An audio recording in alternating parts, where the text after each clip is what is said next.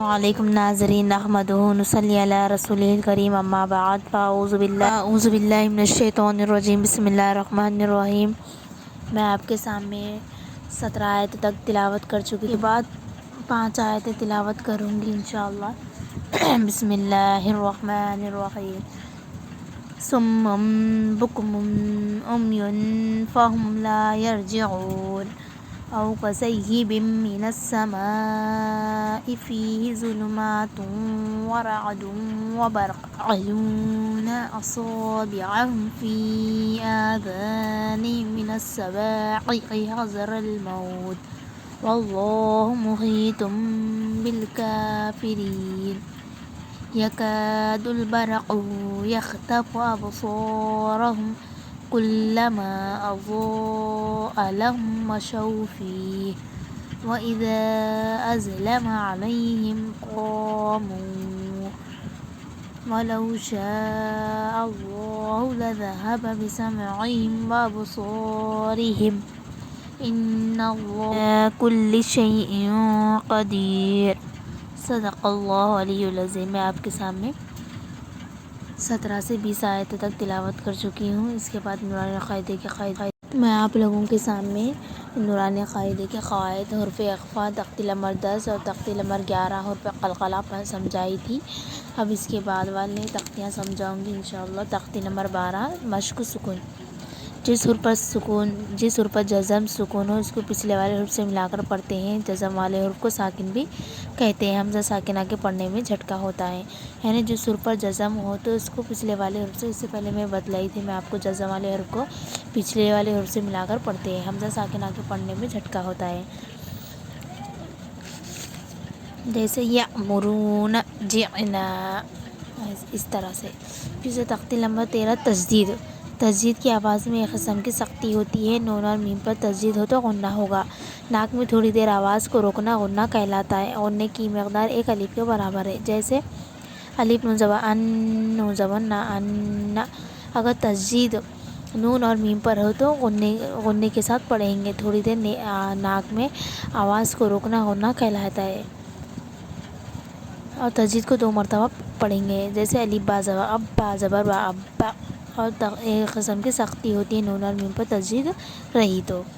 اسی طرح سے میں آپ کو حرف اخفا بھی سمجھائی تھی۔ تنوین یا نون ساکن کے بعد حرف اخفا 15 ہے، اس میں سے 15 حرف میں سے کوئی بھی حرف 15 ہے، اس میں سے کوئی بھی حرف آ گئے، جیسے شیء قدیر میں 2 زیر ہے، اس کے بعد کیا ہے قاف حرف قلقلہ میں سے ہے تو ناک میں چھپا کر پڑھیں گے، شیء قدیر۔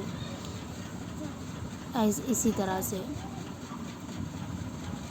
اور قلقلہ بھی، تنوین یا نون ساکن کے بعد حرف قلقلہ میں سے 5 حرف میں سے کوئی بھی آ گئے تو ان کے مخرج ٹکر کھا کر الگ ہو جاتے ہیں، جیسے یجعل، لقد، خلقنا، اس طرح سے۔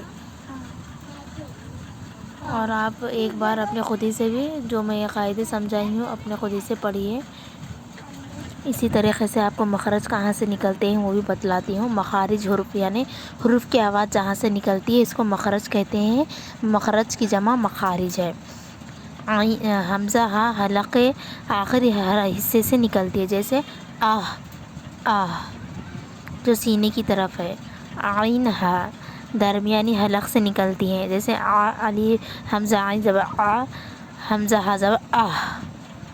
غین خا حلق کے ابتدائی حصے سے نکلتی ہے، جیسے الف حمزہ غین زبر اغ، حمزہ خا زبر اخ۔ قاف زبان کے جڑ پر جیب کے اندر حلق کے اوپری حصے کو لگانے سے نکلتی ہے، جیسے حمزہ قاف زبر اق۔ کاف زبان کی جڑ پر جیب کے باہر تالو کو لگانے سے نکلتی ہے، جیسے الحمزہ کاف زبر اک۔